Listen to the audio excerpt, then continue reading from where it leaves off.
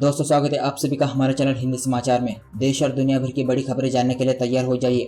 आज हम आपको बतलाने जा रहे हैं कि लॉकडाउन 5 में क्या क्या बदलाव हो गए हैं। जैसे कि आप जानते हैं कि मोदी सरकार ने 2 महीने के लॉकडाउन के बाद धीरे धीरे खोलना शुरू कर दिया है और इन सभी में आपको जो बातें ध्यान रखने की जरूरत है, इनसे जुड़ी हर छोटी से छोटी खबर हम आपको इस वीडियो में बतलाने जा रहे हैं। इस वीडियो को पूरा जरूर देखें, लेकिन इससे पहले यहाँ पर एक बार चीनी बीमारी पर नजर डाल लेते हैं। अब तक 2,62,646 केस हो चुके हैं, 7,372 लोगों की यहाँ पर मौत हो चुकी है और 1,27,302 लोग यहाँ पर ठीक हुए हैं और ये आंकड़े हर घंटे बढ़ ही रहे हैं। वीडियो में आगे हम देखने वाले हैं ये बड़ी खबरें। हर साल प्राप्त करना चाहते हो 6,000 रुपये तो तुरंत कराए रजिस्ट्रेशन, बस करना होगा ये काम आपको। 2 दिन में पेट्रोल के दाम यहाँ पर 1.20 रुपये हुए महंगे, चेक करें नए रेट लिस्ट। रोजगार के मौके, लॉकडाउन में बढ़ी ऑनलाइन की पढ़ाई की मांग। अन अकेडमी, वेदांतो, सिंपलीरन जैसी कंपनियों के पास 12,000 से ज्यादा नौकरियां उपलब्ध। दुनिया लड़ रही है कोरोना से तो चीन छोड़ रहा है सैटेलाइट पे सैटेलाइट। 2 दिन में यहाँ पर चीन ने 4 सैटेलाइट यहाँ पर छोड़ दी है। हर खबर को विस्तार से जानने के लिए दोस्तों वीडियो के साथ बने रहिए, लेकिन उससे पहले वीडियो को बनाने में बहुत मेहनत लगती है और उस मेहनत के लिए वीडियो को एक लाइक जरूर करें। तो चले यहाँ पर देखते हैं सबसे पहले बड़ी खबर। एक दिन में कोरोना से यहाँ पर 261 ने जान गंवाई है। महाराष्ट्र में मरने वालों की संख्या यहाँ पर 3,000 के पार पहुंच चुकी है। दिल्ली में 51 लोगों ने यहाँ पर दम तोड़ा है। देश में कोरोना से मरने वालों की संख्या 7,207 हो गई है। रविवार को 261 लोगों ने जान गंवाई है। शनिवार को एक दिन में रिकॉर्ड 298 लोगों की मौत हुई है। पिछले 24 घंटों में महाराष्ट्र में सबसे ज्यादा 91 मौत हुई है। यहाँ अब तक 3,060 लोगों की जान गई है।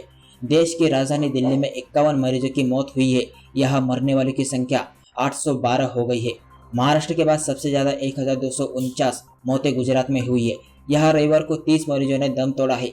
इसके अलावा तमिलनाडु में 18, तेलंगाना में 14, मध्य प्रदेश और पश्चिम बंगाल में 13-13, राजस्थान में 9, उत्तर प्रदेश में 7, हरियाणा में 4, जबकि कर्नाटक, आंध्र प्रदेश, जम्मू कश्मीर और उत्तराखंड में 2-2 और बिहार, उड़ीसा और पंजाब में 1-1 की जान गई है।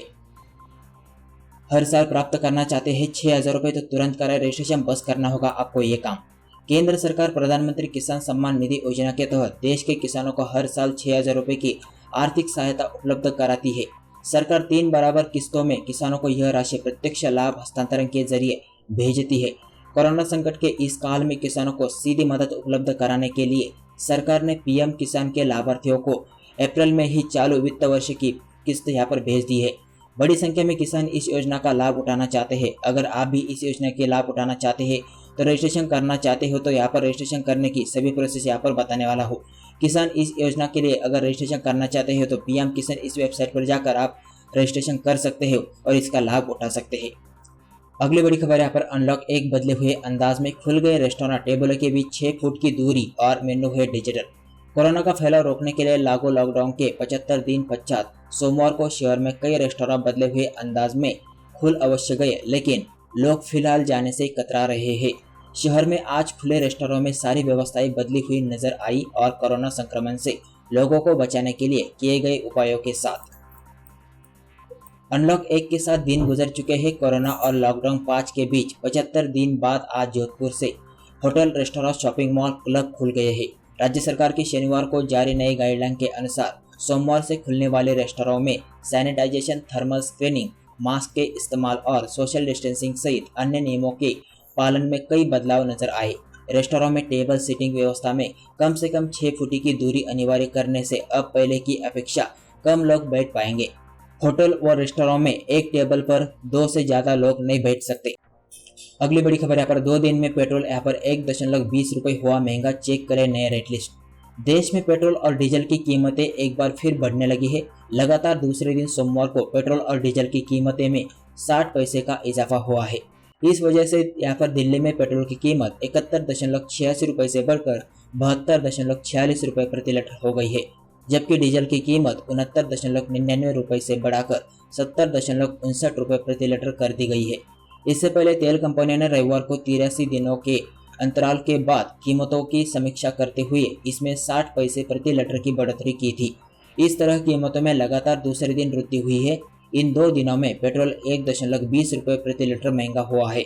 इंडियन ऑयल के वेबसाइट के मुताबिक दिल्ली के अलावा कोलकाता, मुंबई, चेन्नई में पेट्रोल की कीमत सोमवार को बढ़कर 74.35, 79.49 और 76.60 रुपये प्रति लीटर हो गई है।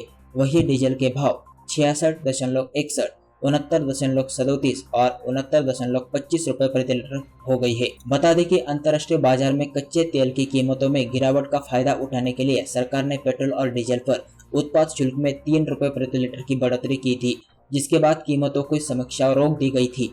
इसके बाद सरकार ने 6 मई को एक बार फिर उत्पाद शुल्क को पेट्रोल पर 10 रुपए प्रति लीटर और डीजल में 13 रुपए प्रति लीटर बढ़ाया गया। अगली बड़ी खबर है पर लद्दाख में तनाव, सैन्य कमांडरों के बातचीत के 2 दिन बाद ही LAC के पास नजर आए चीन के हेलीकॉप्टर। लगातार भारतीय इलाकों की निगरानी की जा रही थी। पूर्वी लद्दाख में भारत और चीन की सैनिकों में जारी तनाव को कम करने के लिए कूटनीतिक और सैन्य स्तर पर बातचीत की जा रही है, लेकिन दोनों सेनाओं के कमांडरों के बीच बातचीत की महज 2 दिन बाद सोमवार को ही लाइन ऑफ एक्चुअल कंट्रोल के पास चीन के हेलीकॉप्टर नजर आए। यह घटना दोनों देशों के सैन्य कमांडरों की 6 जून को हुई मुलाकात के मजा 2 दिन बाद हुई है। सैन्य कमांडरों ने पूर्वी लद्दाख में जारी तनाव को कम करने के लिए बातचीत की थी। न्यूज एजेंसी ANI ने सूत्रों के हवाले से बताया है कि बीते 7-8 दिनों में चीन की पीपल्स लिबरेशन आर्मी के हवाई बेड़े की गतिविधियां ज्यादा बढ़ गई है और उसके हेलीकॉप्टर लगातार नजर आ रहे हैं। सूत्रों ने बताया है कि हो सकता है कि सीमा के करीब कई इलाकों में तैनात चीन के सैनिकों को मदद पहुंचाने के लिए ये हेलीकॉप्टर उड़ान भर रहे हैं। गलवान घाटी में भारतीय कंस्ट्रक्शन साइट के ऊपर भी उड़ान भरी थी। सूत्रों ने बताया कि पूर्वी लद्दाख में दोनों सेनाओं के बीच टकराव और तनाव की स्थिति के बीच चीन के हेलीकॉप्टर कई बार भारतीय इलाकों में भी नजर आए। ये गलवान घाटी में भारतीय कंस्ट्रक्शन साइट के ऊपर भी उड़ान भर देते थे। अगली बड़ी खबर है पर रोजगार के मौके, लॉकडाउन में बड़ी ऑनलाइन पढ़ाई की मांग। अनअकैडमी, वेदांतो, सिंपलरन जैसी कंपनियों के पास 12,000 से ज्यादा नौकरियां। लॉकडाउन की वजह से स्कूल और यूनिवर्सिटीज की लगातार ऑनलाइन स्टडी मॉड्यूल की तरफ बढ़ रही है। ऐसे में छात्रों को रिमोट लर्निंग के लिए एडटेक कंपनी जैसे ग्रेडअप, वेदांतो, सिंपलरन, अपग्रेड, अनअकैडमी और मसाई स्कूल लोगों को एजुकेटर्स और प्रोडक्ट मैनेजर के तौर पर हायर कर रही है। इस बारे में सिंपलरन के CEO संस्थापक कृष्ण कुमार ने कहा है कि एडटेक क्षेत्र के लिए लॉकडाउन एक गेम चेंजर रहा है, क्योंकि छात्रों के साथ इसमें जुड़े प्रोफेशनल के नामांकन में अचानक उछाल आया है। एडटेक कंपनियों में 1 लाख से ज्यादा नौकरियां और वेदांतों में 1500 से ज्यादा कर्मचारी भर्ती यहाँ पर हो रही है। अगली बड़ी खबर यहाँ पर झारखंड, महाराष्ट्र, छत्तीसगढ़ में अभी भी मॉल्स में लॉकडाउन। लखनऊ में मॉल खुला, दुकानें नहीं। चंडीगढ़ के मॉल में बच्चों और बुजुर्गों को नो एंट्री। जयपुर, सोमवार से देश भर में मॉल्स, होटल और रेस्टोरेंट खोल दिए गए हैं। झारखंड, छत्तीसगढ़, महाराष्ट्र की सरकार ने अभी मॉल्स खोलने को मंजूरी नहीं दी है। अन्य राज्यों में पहले दिन सभी जगह दुकानदार साफ सफाई करते हुए नजर आए। मॉल्स के मुख्य गेट के बाहर थर्मल स्क्रीनिंग और सैनिटाइजेशन की व्यवस्था की गई है। व्यापारियों और कर्मचारियों को भी प्रवेश देने से पहले स्क्रीनिंग यहाँ पर की जाएगी। साथ ही एक रजिस्टर मेंटेन किया जाएगा जिसमें सभी के फोन नंबर लिखे जा रहे हैं। लखनऊ में अपनी मांगों को लेकर मॉल्स के दुकानदारों ने अपने दुकानें नहीं खोली है। पंजाब होटल मालिकों को डर था कर्मचारी चले गए तो वापस नहीं आएंगे। छत्तीसगढ़ मंदिरों में घंटी बजाना है तो घर से लानी होगी। मॉल्स, मल्टीप्लेक्स पर रहेगा ताला। भोपाल पूजन के बाद खोला गया DB मॉल। यूपी, लखनऊ में मॉल खुले, दुकानें बंद रहेंगी। अगली बड़ी खबर यहाँ पर अमेरिका, चीन, इटली हो या भारत, जहां वायु प्रदूषण सबसे ज्यादा वहां कोरोना का असर भी सबसे घातक। मुंबई, दिल्ली, अहमदाबाद, चेन्नई, पुणे उन बड़े शहरों में है जहां वायु प्रदूषण सबसे अधिक है। दुनिया के कई प्रतिष्ठित संस्थाओं की रिसर्च से जाहिर हुआ है कि जहां वायु प्रदूषण ज्यादा है वहां कोरोना ज्यादा जानलेवा रहा है। भारत में भी यही ट्रेंड देखा गया है, जहां मुंबई, दिल्ली, अहमदाबाद, चेन्नई, पुणे उन बड़े शहरों में है जहां वायु प्रदूषण सबसे अधिक है। यहाँ देश के करीब 40% संक्रमण के मामले मिले। यहाँ कोरोना से मृत्यु 3.85% हुई है, जो देश के औसत से 2.8% से अधिक है।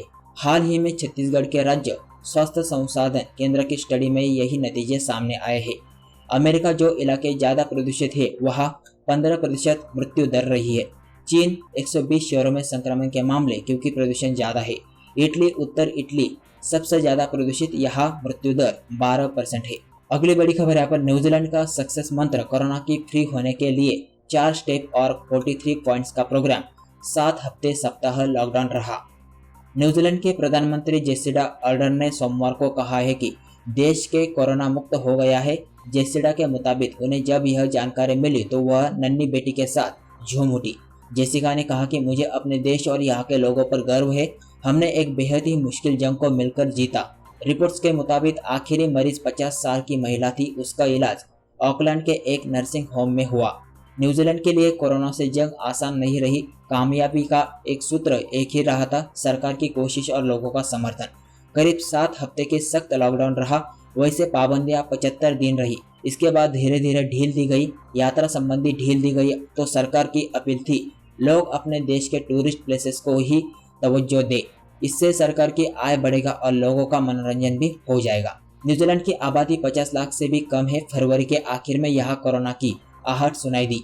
सरकार ने इस अदृश्य दुश्मन से जंग की तैयारी शुरू कर दी। मेडिकल एक्सपर्ट के साथ 4 सूत्रीय कार्यक्रम बनाया। इसमें 43 पॉइंट्स थे। हर चरण में कुछ पॉइंट्स एक जैसे थे। इन पर सख्ती से अमल का फैसला लिया गया। 7 हफ्ते का सख्त लॉकडाउन रहा। हर हफ्ते समीक्षा की गई। देश में कुल 1154 मामले सामने आए। 22 लोगों की मौत हुई। करीब 3 लाख लोगों का कोरोना टेस्ट हुआ। अगली बड़ी खबर यहाँ पर मजदूरों की मदद पर सियासत। अनुराग कश्यप ने कहा सरकार से ज्यादा काम कर रहे हैं सोनू। कल मातोश्री में सोनू सूद ने सीएम ठाकरे से मुलाकात की थी। रविवार देर शाम बॉलीवुड अभिनेता सोनू सूद महाराष्ट्र के मुख्यमंत्री उद्धव ठाकरे से मिलने के लिए उनके घर मातोश्री पहुंचे। सोनू सूद के साथ कांग्रेस नेता और प्रदेश के मौजूदा कपड़ा मंत्री असलम शेख भी मातोश्री पहुंचे थे। यह मुलाकात इस लिहाज से भी अहम है कि रविवार को शिवसेना सांसद संजय राउत ने प्रवासी मजदूरों को उनके घर भेजने की अभिनेता की मंशा पर सवालिया निशाना लगाया था। राउत ने कहा था कि सोनू सूद एक अभिनेता है, वो पैसे के लिए कुछ भी कर सकते हैं। अभिनय करना ही उनका एक पेशा है। अभिनेता सोनू सूद मुंबई से देश भर में हजारों मजदूरों को उनके घर पहुंचा चुके हैं। मुलाकात के बाद सोनू सूद ने कहा है कि यह किसी राजनीतिक पार्टी का मामला नहीं है। इस मामले में कोई मतभेद भी नहीं है, क्योंकि कश्मीर से लेकर कन्याकुमारी तक सबने मेरा समर्थन किया है। हालांकि इस मुलाकात के बाद संजय राउत ने एक कटाक्ष भरा ट्वीट किया है और लिखा है आखिर सोनू सूद को महाराष्ट्र के मुख्यमंत्री का पता मिल गया, वो मातोश्री पहुंच गए। जय महाराष्ट्र। यही नहीं, शिवसेना के मुखपत्र सामना की संपादकीय में सोनू सूद को भाजपा की कुटपुतली बताया गया। अगली बड़ी खबर यहाँ पर किसान का दर्द। जोधपुर में केंद्रीय मंत्री शेखावत के सामने किसान ने टिड्डियों से भरी बोरी फेंकी। कहा इसमें हमारी फसल की बर्बादी है। पश्चिम राजस्थान में सीमा पार से आ रहे टिड्डियों ने किसानों की नींद उड़ा कर रख दी है। टिड्डियों से परेशान किसानों की एक बानगी सोमवार को नवसर गांव में देखने को मिली। जोधपुर के सांसद और केंद्रीय जल शक्ति मंत्री गजेंद्र सिंह शेखावत सोमवार को नवसर गांव में ग्रामीणों से मुलाकात करने पहुंचे थे। इस दौरान क्षेत्र के एक किसान ने एक कट्टा बोरी लाकर मंत्री के सामने रख दी। कट्टे को देख शेखावत ने पूछा कि इसमें क्या है। इस पर किसान ने बताया कि हमारी फसल की बर्बादी है। इसके बाद किसान ने बताया कि कट्टे में टिड्डियां भरी है। मामले की गंभीरता से देखते हुए शेखावत को क्षेत्र में टिड्डी प्रभावित किसानों के खेत में जाकर जायजा लेना पड़ा। बाद में उन्होंने अधिकारियों को बुलाकर किसानों की मदद करने के निर्देश दिए।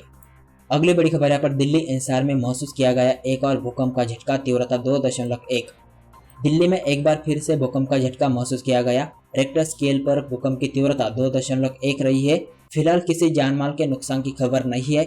इससे पहले 5 जून को झारखंड के जमशेदपुर में भूकंप के झटके महसूस किए गए थे, जिसकी तीव्रता 4.1 थी। बीते हुए कुछ दिनों में दिल्ली एनसीआर के कई बार भूकंप के झटके महसूस किए गए हैं। 3 जून को रात में नोएडा में भूकंप के झटके महसूस किए गए थे। रेक्टर स्केल पर इसकी तीव्रता 3.2 थी। इससे पहले 29 मई को भी दिल्ली एनसीआर के कई इलाकों में भूकंप के झटके महसूस किए गए थे। अगली बड़ी खबर यहाँ पर दुनिया लड़ रही है कोरोना से, तो चीन छोड़ रहा है सैटेलाइट पर सैटेलाइट। 2 दिन में 4 प्रक्षेपण सैटेलाइट इन्होंने छोड़ दिए हैं। एक और दुनिया जहां कोरोना से जंग जीतने के लिए जद्दोजहद कर रही है, वही चीन सैटेलाइट पर सैटेलाइट छोड़े जा रहा है। रिपोर्टों के मुताबिक चीन ने सैटेलाइट का प्रक्षेपण तब किया जब दुनिया नासा और स्पेस एक्स के मानव मिशन पर नजर गड़ाए हुई थी।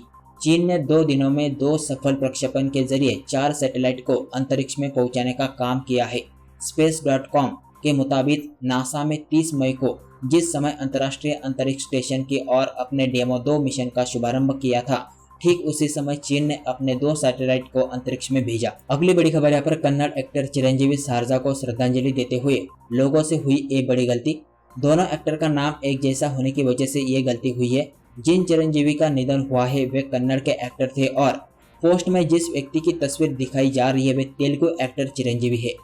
कन्नड़ एक्टर चिरंजीवी सरजा का महज 39 साल की उम्र में दिल का दौरा पड़ने से वजह से 7 जून को निधन हो गया है। रिपोर्टर्स के अनुसार एक्टर्स को सांस संबंधी समस्या थी। एक खबर आते ही फिल्म जगत में शोक की लहर दौड़ गई और कई हस्तियों ने सोशल मीडिया पर चिरंजीवी को श्रद्धांजलि दी। इसी के चलते कुछ लोग एक बड़ी गलती भी कर बैठे। लोगों ने चिरंजीवी सारजा के निधन का जिक्र करते हुए दुख व्यक्त करते हुए तेलुगु सुपरस्टार और राजनेता चिरंजीवी का फोटो पोस्ट कर दी।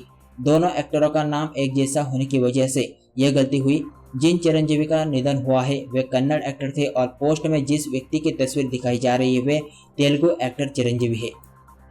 अगली बड़ी खबर यहाँ पर आईएसआई के लिए काम करने वाले 2 जासूसों को आईबी ने दबोचा, लीक करते थे खुफिया जानकारी।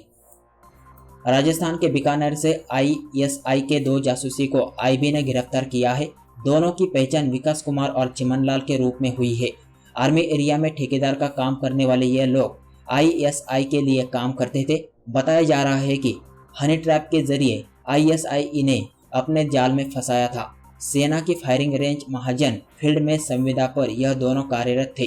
दोनों पर सेना की गोपनीय सूचना पाकिस्तान के आईएस को देने का आरोप है। एडीजी इंटेलिजेंस उमेश मिश्रा ने बताया कि बीकानेर में आर्मी एरिया में सिविल कॉन्ट्रैक्टर के तौर पर विकास कुमार कार्यरत थे, वही चिमनलाल भी ठेके पर काम कर रहे थे। एक महिला के फेसबुक आईडी से विकास कुमार को रिक्वेस्ट आई और जिसके बाद विकास कुमार हनी ट्रैप को जाल में फंसता गया। दोस्तों, ऐसे ही देश और दुनिया भर की बड़ी खबरें जानने के लिए अगर आपने अभी तक हमारे चैनल को सब्सक्राइब नहीं किया तो सब्सक्राइब करिए और साथ ही बेल आइकन का बटन दबाना ना भूलें ताकि मैं जो भी वीडियो अपलोड करूंगा उसके नोटिफिकेशन आपको फ्री में मिलते रहेंगे। और साथ ही यहाँ पर फेसबुक पेज भी फॉलो कर दीजिए। मिलते हैं अगले वीडियो में, तब तक के लिए जय हिंद जय भारत।